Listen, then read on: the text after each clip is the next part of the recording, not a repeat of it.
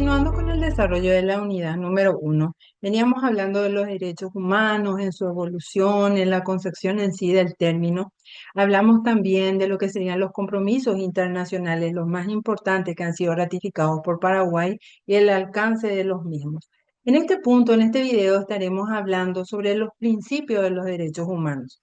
Es importante mencionar que los principios hacen referencia a los conceptos que servirían como la base para esa protección y promoción de los derechos. Es decir, serviría como una guía al momento que yo tenga que hacer una interpretación y una aplicación de esos derechos, ya sea tanto a nivel nacional como internacional. El presente video va a estar mencionado lo que serían los principios generales del derecho, de los derechos humanos, en específico también lo que serían los principios de los derechos de las mujeres.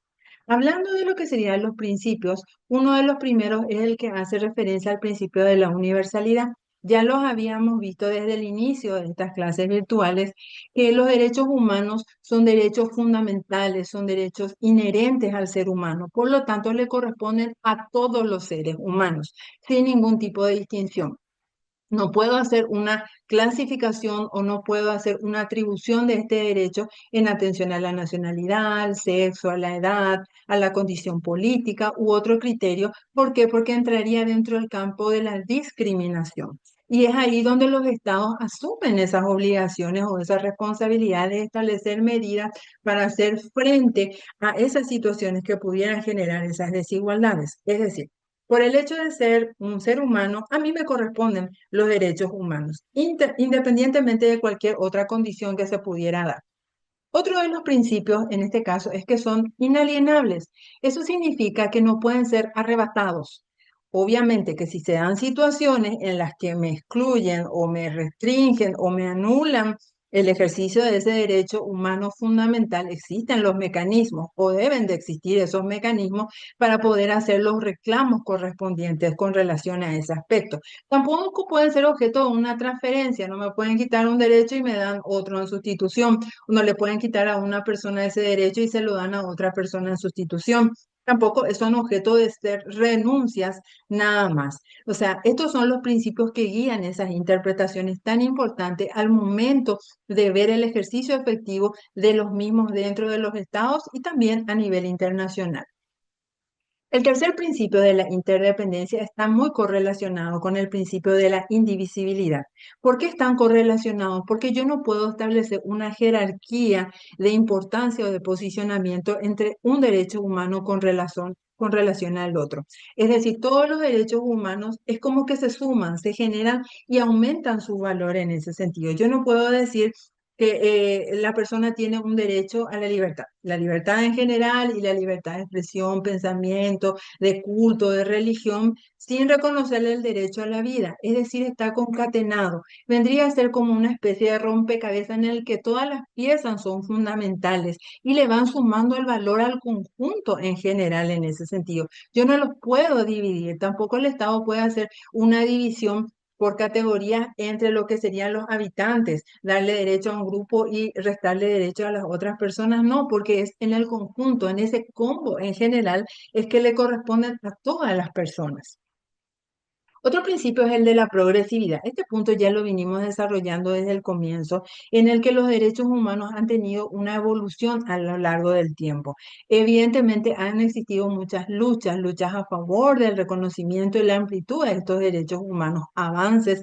Obviamente existen grandes desafíos que tenemos que seguir cumpliendo todavía para que el ejercicio sea plenamente efectivo en este aspecto, pero lo ideal es que el reconocimiento de esos derechos, la promoción de los mismos y la protección se vayan dando en progreso, es decir, de que estén avanzando las medidas, las disposiciones o en este caso las acciones que sean tomadas por los estados a ese efecto. No retroceder, es decir, ya tengo reconocido el derecho, tengo que establecer que efectivamente pueda ser ejercido, disfrutado, en este caso por esas personas. Tengo que ir avanzando en que existen obstáculos, tengo que establecer medidas que puedan subsanar estos obstáculos, herramientas o garantías que hagan efectivo esos derechos, pero no ir en retroceso, no haber reconocido un derecho y después dejar de reconocerlo. ¿Por qué? Porque en este caso afectaría el ejercicio, afectaría en sí las obligaciones del Estado, el ejercicio,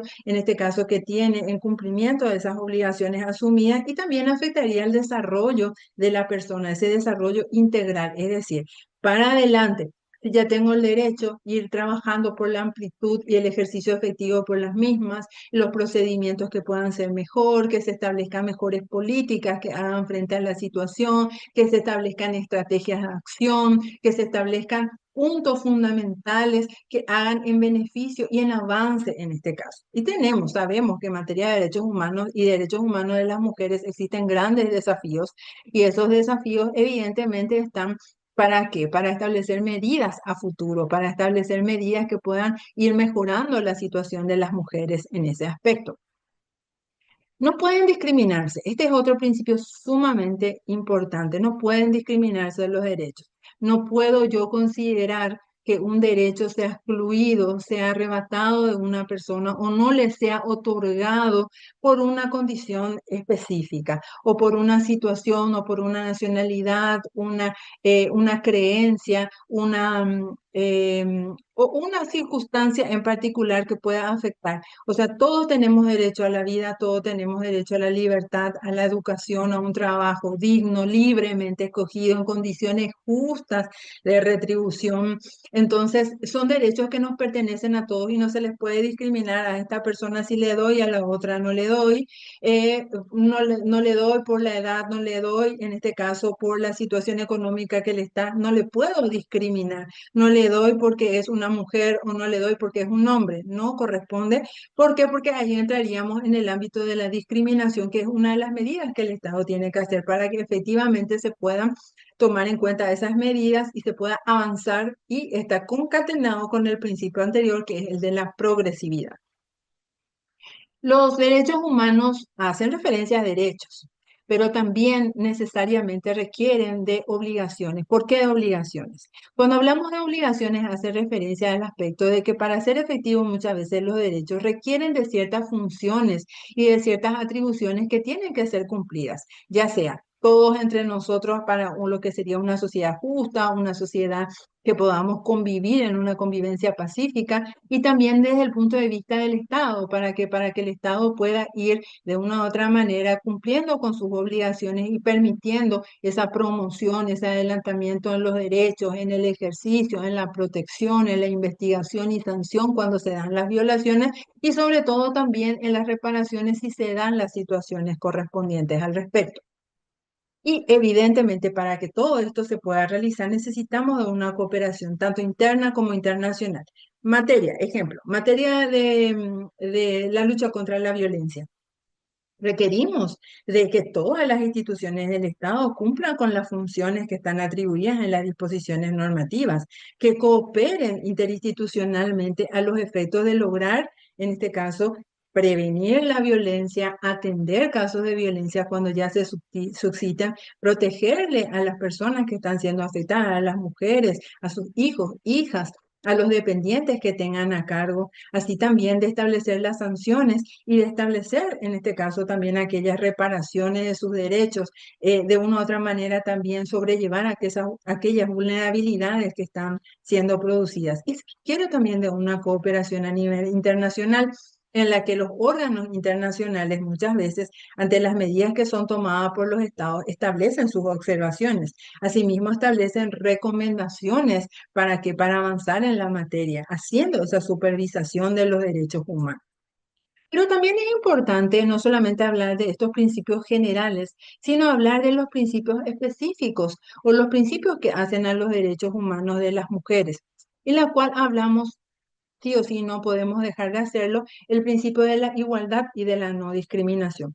Cuando hablamos de este principio de la igualdad y no discriminación, es necesario realizar o llevar a cabo reformas muchas veces de las disposiciones normativas que tenemos, de las políticas muchas veces que pueden tender a ser discriminatorias o no hacer frente a esas conductas o esos patrones socioculturales que vienen repitiéndose constantemente dentro de lo que sería la sociedad y que hacen de que se generen situaciones que propician las desigualdades entre hombres y mujeres, ir cambiando un poco eso.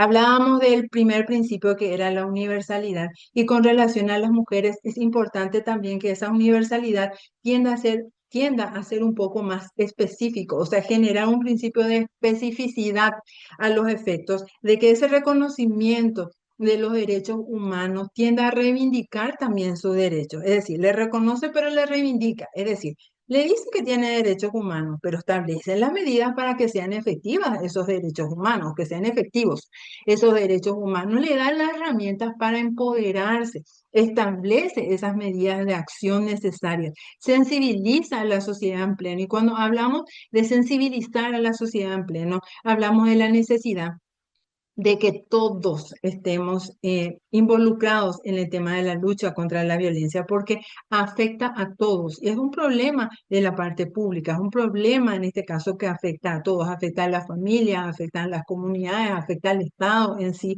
y las medidas deben ser tomadas en conjunto, instituciones públicas trabajando y cooperando interinstitucionalmente, organizaciones de la sociedad civil, sector privado, empresas, mujeres, asociaciones, agrupaciones, todos debemos trabajar en conjunto en este caso y extender un poquitito de lo abstracto de esa universalidad a una cierta especificidad, teniendo en cuenta que las mujeres también tienen ciertas necesidades específicas que requieren de esa protección, hablando de lo que serían las protecciones o las creaciones incluso de leyes que pueden ser consideradas como discriminativas, pero discriminativas en positivo, para volver a nivelar ese desnivel existente en ese aspecto.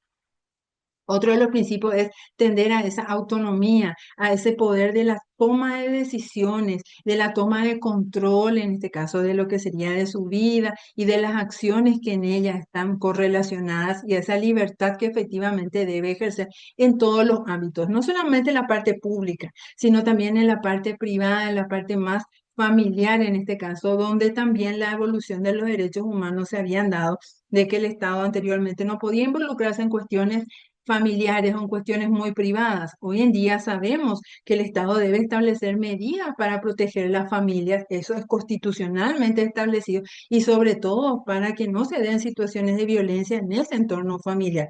Medidas que hagan frente a las situaciones que se puedan presentar. Y otro de los principios plenos que deben ser es la participación plena y efectiva de las mujeres. Realmente de que a pesar de que en la Declaración Universal de los Derechos Humanos desde el año 1948 se había dicho que esos derechos le pertenecen a todas las personas, que todos nacemos libres e iguales en el momento. Sin embargo, sí existió la necesidad en una conferencia que fue llevada a cabo en el año 1993, en la que se mencionaba que los derechos humanos de las mujeres y de las niñas eran parte inalienable, integrante e indivisible de los derechos universales. Es decir, existió la necesidad de establecer esa mención en específico, de hacer esa mención de que también los derechos de las mujeres están incluidas en esos derechos. Entonces, esta es la importancia de conocer los principios de los derechos humanos porque dan las herramientas, guía en el momento de hacer la interpretación, guía en el momento de ver el alcance de esa promoción que se requiere de los derechos humanos, de esa protección de requerida, de las medidas que van a ser tomadas por los estados, de ver en este caso los avances, autoexaminarse un poco como estado, cómo estoy en materia de protección de los derechos, que consideramos que son derechos fundamentales, que son derechos inherentes a la persona y que es importantísimo para el ejercicio de una sociedad verdaderamente justa, verdaderamente pacífica que podamos tener. Entonces, estos son los puntos más importantes en materia de los principios de los derechos humanos. También estaremos hablando en el siguiente video, le estaré comentando sobre lo que serían las fuentes del derecho y la historia y cuán importante es conocer la historia para poder proyectarnos también en los desafíos que nos esperan y que podamos ir haciendo frente a los mismos a través de medidas adecuadas y concernientes. Así que muchas gracias.